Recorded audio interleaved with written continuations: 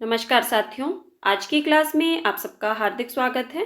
साथियों, आज की क्लास में हम हिंदी साहित्य के महत्वपूर्ण प्रश्नों पर विस्तृत चर्चा करेंगे।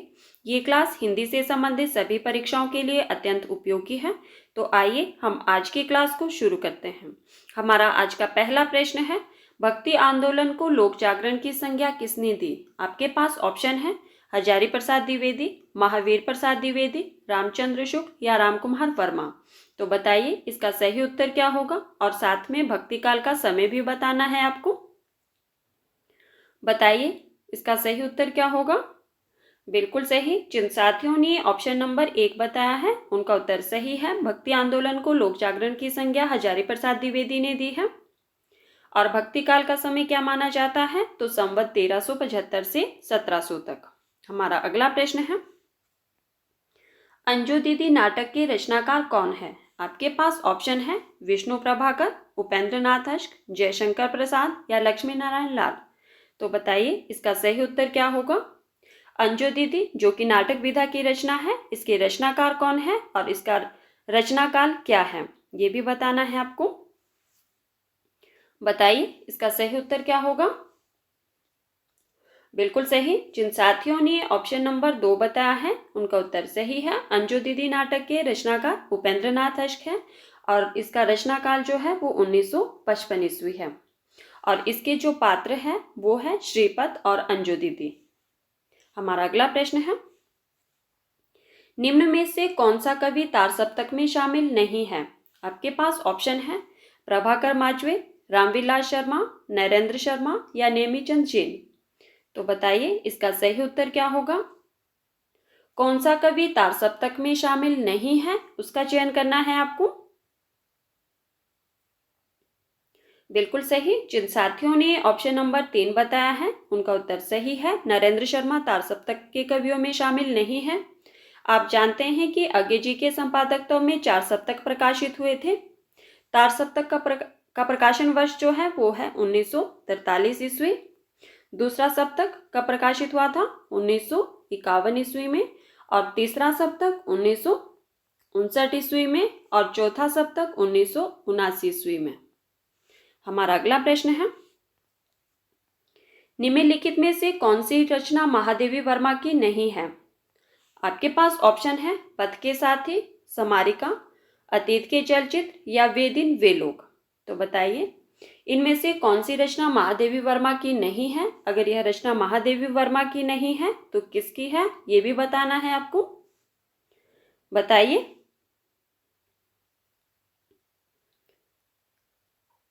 बिल्कुल सही। जिन साथियों ने ऑप्शन नंबर 4 बताया है उनका उत्तर सही है। वे दिन वे लोग महादेवी वर्मा की रचना नहीं है।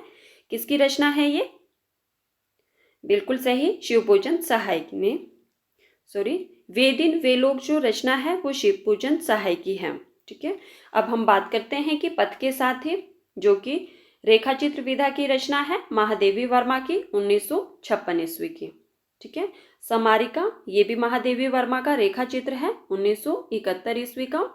और अतीत के चलचित्र ये भी महादेवी वर्मा की रचना है 1941 ईस्वी की। हमारा अगला प्रश्न है, निम्नलिखित में से किस नाटक का संबंध कालिदास के जीवन से है? आपको बताना है कि इनमें से किस नाटक का संबंध कालिदास के जीवन से है। आपके पास ऑप्शन है लहरों के राजहंस, आषाढ़ का एक दिन, एक कंठ विष पाए या देहांतर। तो बताइए इसका सही उत्तर क्या होगा। किस नाटक का संबंध कालिदास के जीवन से है उसका चयन करना है। बिल्कुल सही। जिन साथियों ने ऑप्शन नंबर 2 बताया है उनका उत्तर सही है। आषाढ़ का एक दिन जो कि मोहन राकेश का नाटक है, यह कालिदास के जीवन से संबंधित है। और आप जानते हैं कि आषाढ़ का एक दिन के मुख्य पात्र जो है वो कौन कौन है? कालिदास, विलोम, मल्लिका, अंबिका। ठीक है। हमारा अगला प्रश्न है, इरावती किसका अधूरा उपन्यास है? आपके पास ऑप्शन है जयशंकर प्रसाद, अमृतलाल नागर, बालकृष्ण भट्ट या देवकीनंदन खत्री। तो बताइए इसका सही उत्तर क्या होगा। इरावती जो कि उपन्यास विधा की रचना है और यह एक अधूरा उपन्यास है। किसका उपन्यास है ये? बिल्कुल सही। जिन साथियों ने ऑप्शन नंबर 1 बताया है उनका उत्तर सही है। इरावती जयशंकर प्रसाद जी का अधूरा उपन्यास है। हमारा अगला प्रश्न है, निम्न में से तुलसीदास की कौन सी रचना अवधी भाषा में लिखी गई है? आपको बताना है कि इनमें से कौन सी रचना तुलसीदास जी की अवधी भाषा में लिखी गई है।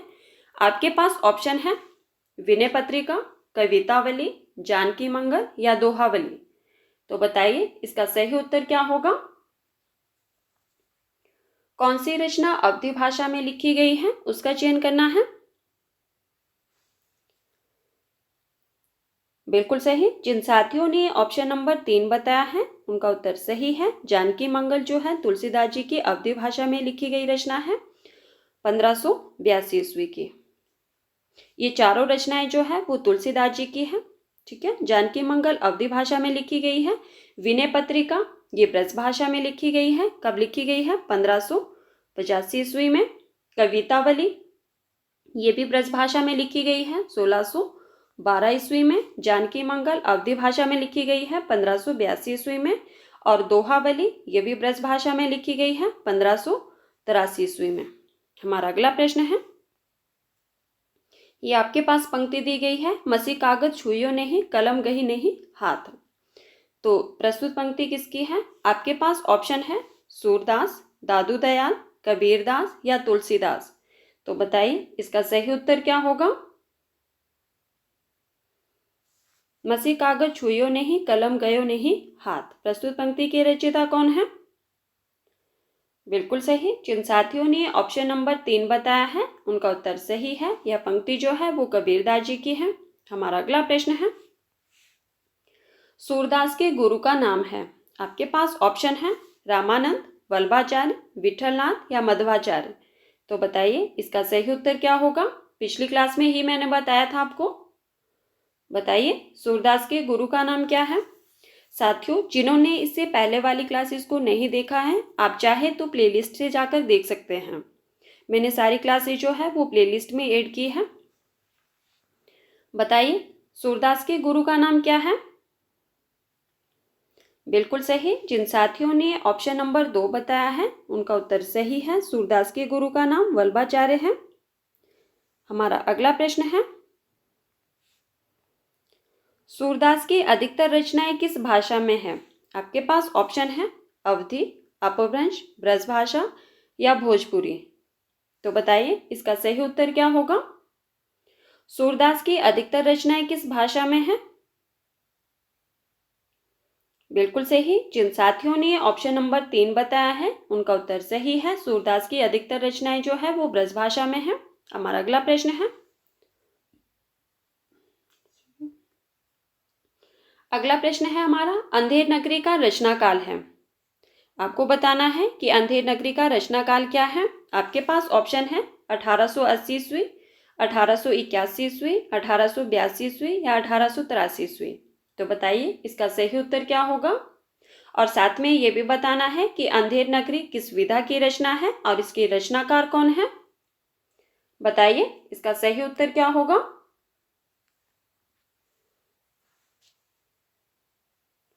बिल्कुल सही। जिन साथियों ने ऑप्शन नंबर 2 बताया है उनका उत्तर सही है। अंधेर नगरी का रचनाकाल 1881 ईस्वी है।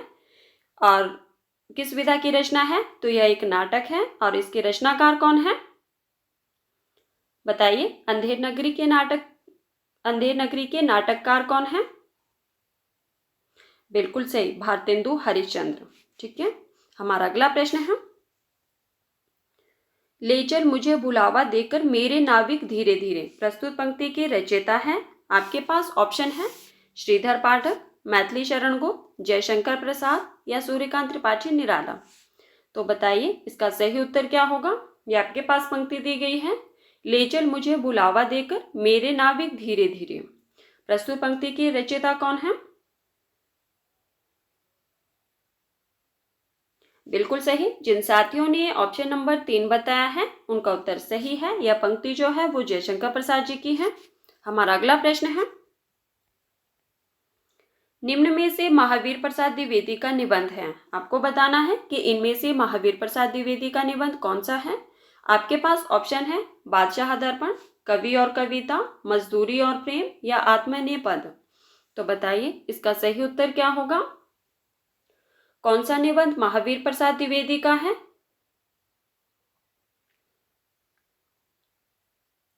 बिल्कुल सही। जिन साथियों ने ऑप्शन नंबर 2 बताया है उनका उत्तर सही है। कवि और कविता महावीर प्रसाद द्विवेदी का निबंध है। अब हम बात करते हैं कि बादशाह दर्पण के रचयिता कौन है। बताइए बादशाह दर्पण के रचयिता कौन है? बिल्कुल सही। बादशाह दर्पण भारतेंदु हरिश्चंद्र का निबंध है। मजदूरी और प्रेम? बताइए मजदूरी और प्रेम, इसके रचनाकार कौन है? बिल्कुल सही। अध्यापक सरदार पूर्ण सिंह का निबंध है मजदूरी और प्रेम। और आत्मनिबंध ये अज्ञे जी का निबंध है। हमारा अगला प्रश्न है, वट वृक्ष की छाया किस विधा की रचना है? आपके पास ऑप्शन है कहानी, निबंध, रिपोर्टाज या जीवनी। तो बताइए इसका सही उत्तर क्या होगा। वट वृक्ष की छाया किस विधा की रचना है और इसके रचनाकार कौन है ये भी बताना है आपको। बिल्कुल सही। जिन साथियों ने ऑप्शन नंबर 4 बताया है उनका उत्तर सही है। वट वृक्ष की छाया जीवनी विधा की रचना है। और इसकी रचनाकार कौन है और किसके जीवन से संबंधित है ये भी बता दीजिए। बताइए इसकी रचनाकार कौन है और किसके जीवन से संबंधित है। बिल्कुल सही। इसके जो रचनाकार है वो है कुमुद नागर। और किसके जीवन से संबंधित है तो अमृतलाल नागर के जीवन से संबंधित है। हम अगला प्रश्न है हमारा अगला प्रश्न है, हरिवंश राय बच्चन किस प्रवर्तक के कवि माने जाते हैं? आपके पास ऑप्शन है राष्ट्रवाद, हालावाद, सुरावाद या प्रेमानुराग कविता। तो बताइए इसका सही उत्तर क्या होगा। हरिवंश राय बच्चन किस प्रवर्तक के कवि माने जाते हैं? साथियों अगर आपको क्लास पसंद आए तो प्लीज वीडियो को लाइक कर देना और वीडियो को ज्यादा से ज्यादा शेयर कर देना। और जो साथी पहली बार चैनल पर आए हैं प्लीज चैनल को सब्सक्राइब कर देना और बेल आइकन को प्रेस कर देना ताकि आने वाली हर वीडियो की नोटिफिकेशन आप तक पहुंच सके। बताइए इसका सही उत्तर क्या होगा। हरिवंश राय बच्चन किस प्रवर्तक के कवि माने जाते हैं? बिल्कुल सही। जिन साथियों ने ऑप्शन नंबर 2 बताया है उनका उत्तर सही है। हालावाद के प्रवर्तक माने जाते हैं। और हरिवंश राय बच्चन जी का जन्म कब हुआ था तो 1907 ईस्वी में। हमारा अगला प्रश्न है,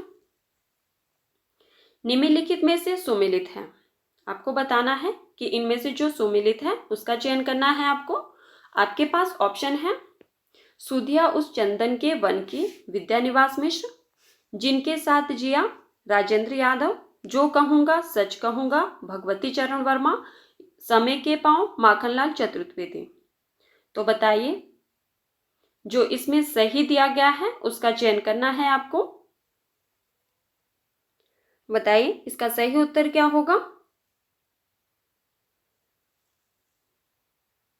बिल्कुल सही। जिन साथियों ने ऑप्शन नंबर 4 बताया है उनका उत्तर सही है। समय के पांव माखनलाल चतुर्वेदी की रचना है। अब हम बात करते हैं कि सुधिया उस चंदन के वन की ये किसकी रचना है। ये एक संस्मरण है, ठीक है। और इसके रचनाकार कौन है बताइए। सुधिया उस चंदन के वन की, बिल्कुल सही। ये जो है वो विष्णुकांत शास्त्री का संस्मरण है 1992 ईस्वी का। सुधिया उस चंदन के वन के विष्णुकांत शास्त्री का संस्मरण है 1992 ईस्वी का। जिनके साथ जिया ये भी संस्मरण है, किसका है ये अमृतलाल नागर का, ठीक है 1981 ईस्वी का। जिनके साथ जिया किसका संस्मरण है ये तो अमृतलाल नागर का 1981 ईस्वी का। और तीसरी रचना है हमारे पास जो कहूंगा सच कहूंगा। ये भगवती चरण वर्मा की रचना नहीं है, किसकी है ये तो ये है कांति कुमार जैन का संस्मरण। और समय के पांव माखनलाल चतुर्वेदी की रचना है। तो इस तरह से हमारा इसका सही उत्तर होगा ऑप्शन नंबर 4।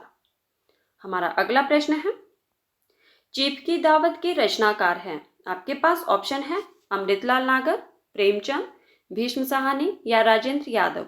तो बताइए इसका सही उत्तर क्या होगा। चीफ की दावत के रचनाकार कौन है? बिल्कुल सही। जिन साथियों ने ऑप्शन नंबर 3 बताया है उनका उत्तर सही है। चीफ की दावत भीष्म साहनी की रचना है। हमारा अगला प्रश्न है, नासिकेतोपाख्यान किसकी रचना है? आपके पास ऑप्शन है लल्लू लाल, सदल मिश्र, इंशाअल्लाह खां या शिव प्रसाद सितारे हिंद। तो बताइए इसका सही उत्तर क्या होगा? नासिकेतोपाख्यान किसकी रचना है और इसका रचनाकाल क्या है, ये भी बताना है आपको। बिल्कुल सही। जिन साथियों ने ऑप्शन नंबर 2 बताया है उनका उत्तर सही है। नासिकेतोपाख्यान सदल मिश्र की रचना है और इसका रचनाकार क्या है? तो 1803 ईस्वी की रचना है और इसकी भाषा संस्कृत निष्ठ है ये, ठीक है। इसकी भाषा क्या है? तो संस्कृत निष्ठ है। हमारा अगला प्रश्न है, निम्नलिखित में से किसे साहित्य अकादमी पुरस्कार मिला? आपके पास ऑप्शन है भारतेंदु हरिचंद, सूर्यकांत त्रिपाठी निराला, नामवर सिंह या प्रेमचंद। तो बताइए इसका सही उत्तर क्या होगा?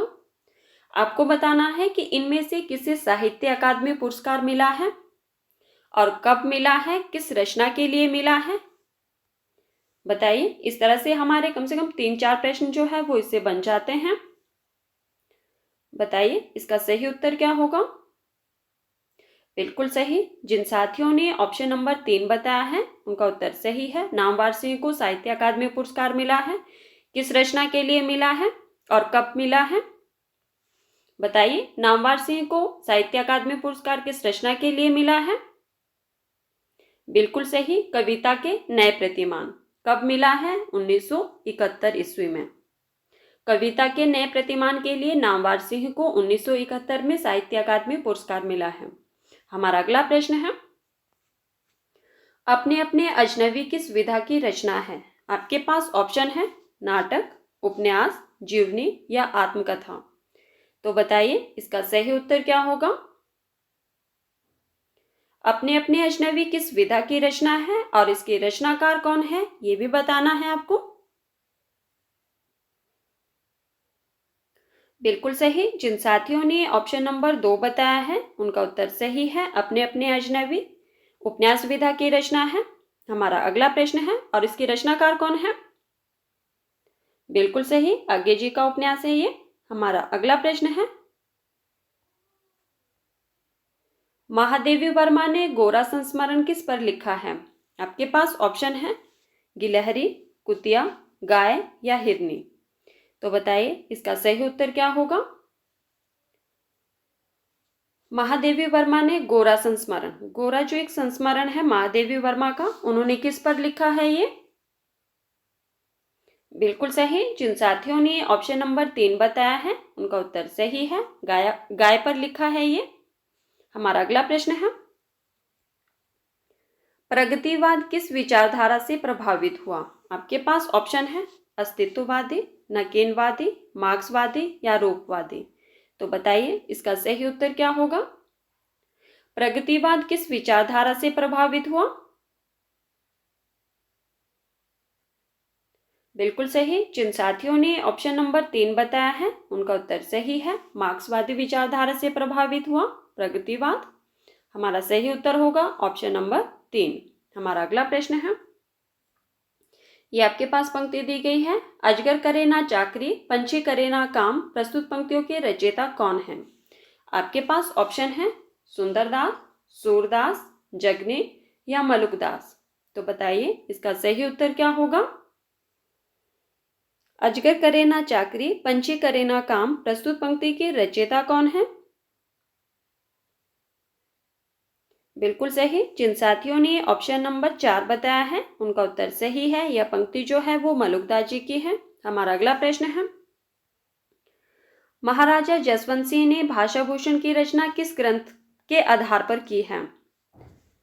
महाराजा जसवंत सिंह ने भाषा भूषण की रचना किस ग्रंथ के आधार पर की है? आपके पास ऑप्शन है चंद्रालोक, साहित्य दर्पण, शिवराज भूषण या ध्वन्यालोक। तो बताइए इसका सही उत्तर क्या होगा? आपको बताना है कि महाराजा जसवंत सिंह ने भाषा भूषण की रचना किस ग्रंथ के आधार पर की है, उसका चयन करना है। बिल्कुल सही। जिन साथियों ने ऑप्शन नंबर 1 बताया है उनका उत्तर सही है। चंद्रालोक ग्रंथ के आधार पर महाराजा जसवंत सिंह ने भाषा भूषण की रचना की है। अब आपको बताना है कि जो चंद्रालोक है वो किसकी रचना है। बताइए, चंद्रालोक की रचयिता कौन है। बिल्कुल सही। चंद्रालोक जो है वो जयदेव की रचना है। अब हम बात करते हैं कि साहित्य दर्पण के रचनाकार कौन है। बताइए, साहित्य दर्पण के रचनाकार कौन है। बिल्कुल सही। साहित्य दर्पण जो है वो आचार्य विश्वनाथ की रचना है। और शिवराज भूषण के रचयिता कौन है। बताइए, शिवराज भूषण। बिल्कुल सही। शिवराज भूषण जो है वो कवि भूषण की रचना है। और धवन्यालोक, बिल्कुल सही, आनंदवर्धन की रचना है। हमारा अगला प्रश्न है, इनमें से कौन सा उपन्यास जयशंकर प्रसाद का नहीं है। आपके पास ऑप्शन है इरावती, तितली, कंकाल, झांसी की रानी। तो बताइए इसका सही उत्तर क्या होगा। कौन सा उपन्यास जयशंकर प्रसाद का नहीं है उसका चयन करना है और साथ में ये बताना है कि ये फिर उपन्यास किसका है। साथियों, जिन्होंने अभी तक वीडियो को लाइक नहीं किया है प्लीज़ वीडियो को लाइक कर दो और वीडियो को ज़्यादा से ज़्यादा शेयर भी कर दो। बताइए इसका सही उत्तर क्या होगा। बिल्कुल सही। जिन साथियों ने ऑप्शन नंबर 4 बताया है उनका उत्तर सही है। झांसी की रानी जयशंकर प्रसाद का उपन्यास नहीं है। किसका उपन्यास है ये। बताइए, झांसी की रानी जो कि एक उपन्यास है, किसका उपन्यास है ये। बिल्कुल सही, वृंदावन लाल वर्मा का। ठीक है, तो साथियों ये थे आज के हमारे कुछ महत्वपूर्ण प्रश्न जिन पर हमने चर्चा की। अगर आपको वीडियो पसंद आए तो प्लीज़ वीडियो को लाइक कर देना और वीडियो को ज़्यादा से ज़्यादा शेयर कर देना। धन्यवाद। मिलते हैं अगली क्लास में।